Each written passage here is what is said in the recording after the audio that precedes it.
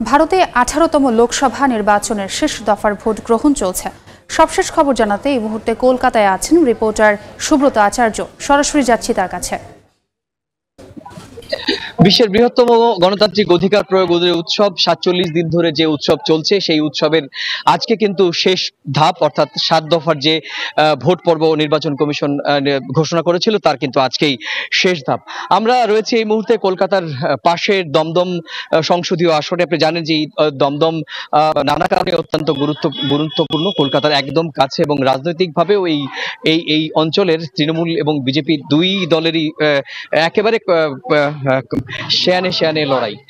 সকাল থেকে আমরা দেখেছি যে কি পরিমাণ নারী এবং পুরুষ তারা যৌথভাবে লম্বা লাইনে দাঁড়িয়ে এই তীব্র গরম এবং এক অস্বস্তিকর প্রতিকূল আবহাওয়াকে উপেক্ষা করে কিন্তু তাদের গণতান্ত্রিক অধিকার প্রয়োগ করছেন। সকাল 7টা থেকে ভোট শুরু হয়েছে। আমরা জানেন যে এই ভোট কোনো রকম বিরতি ছাড়াই চলবে সন্ধে 6টা পর্যন্ত। পুরো ভোট উৎসবে এবার 97 কোটি ভোটার, তার মধ্যে অর্ধেকেরও বেশি সংখ্যক কিন্তু নারী ভোটার। সুতরাং পুরুষ ভোটারের সঙ্গে সঙ্গে যে নারী ভোটারের দীর্ঘ লাইনও কিন্তু চোখে পড়ার মতো।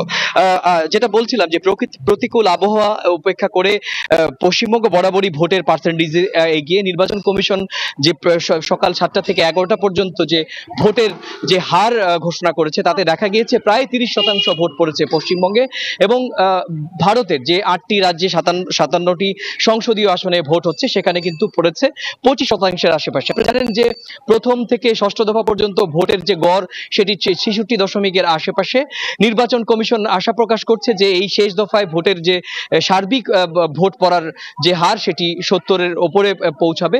রাজনৈতিক দলগুলো এই ভোটের হার নিয়ে দর কষাকষি চলছে, তাদের নানা ধরনের রাজনৈতিক যে বিশ্লেষণ, হিসাব নিকেশ সেটা কিন্তু ইতিমধ্যেই করতে শুরু করেছে। তো সব মিলিয়ে ইতিমধ্যেই আমরা জানি যে তৃণমূল কংগ্রেসের second in command Abhishek Bandyopadhyay ইতিমধ্যে ভোট দিয়েছেন। টালিগঞ্জের তারকারাও কিন্তু ইতিমধ্যে গণতান্ত্রিক অধিকার প্রয়োগ সকাল থেকে করতে শুরু করেছে। তো এই ছিল আমার কাছে নির্বাচনের সপ্তম এবং প্রথম আমার কাছে থাকা এই সংক্রান্ত সবকিছু তথ্য। সরাসরি যুক্ত ছিলাম কলকাতায়।